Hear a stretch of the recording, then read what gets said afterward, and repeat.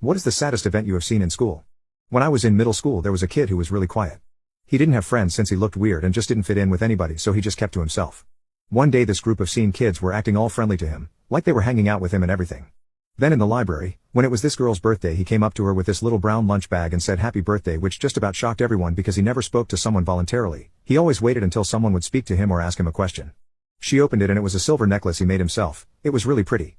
It had glass lined up almost in the swirl and the glass was cut to look like a little diamond and they were glued on a shell. She gave him a big hug and everyone saw that he turned red and looked a bit nauseous afterward. Months later they were found passing notes and hanging out more. Some kids thought they were dating, everyone else knew he had a crush on her. The two looked cute together, they would eat, read, and laugh together.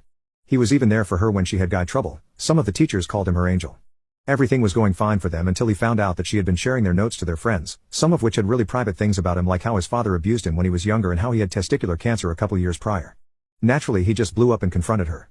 I have to say the look on his face will always stick with me. In the middle of their fight she just went out and said that they were never friends and that the reason why she acted like a friend was because he was ugly and felt sorry for him.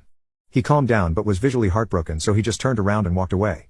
About a week later he just stopped showing up to classes, but people kept saying that they saw him eating his lunch outside at the end of the field. Well, it turns out that he ended up getting in school suspension for some reason. Whether it was that fight he had with that girl or if he got in a fight, nobody really knows.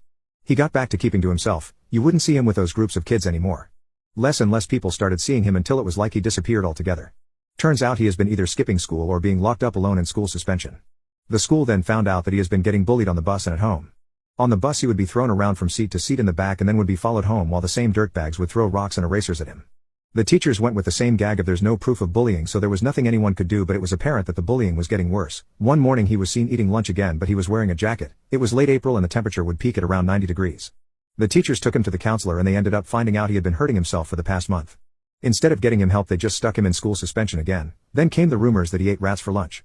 It would all be over because he was found unalive in the in-school suspension room he was locked in. The school then held an assembly to announce his passing and for some reason everyone was sad. I personally was really shocked and I honestly felt at fault for not doing anything. The group that pretended to be his friends all acted like they loved him. Their sounds of crying were so fake.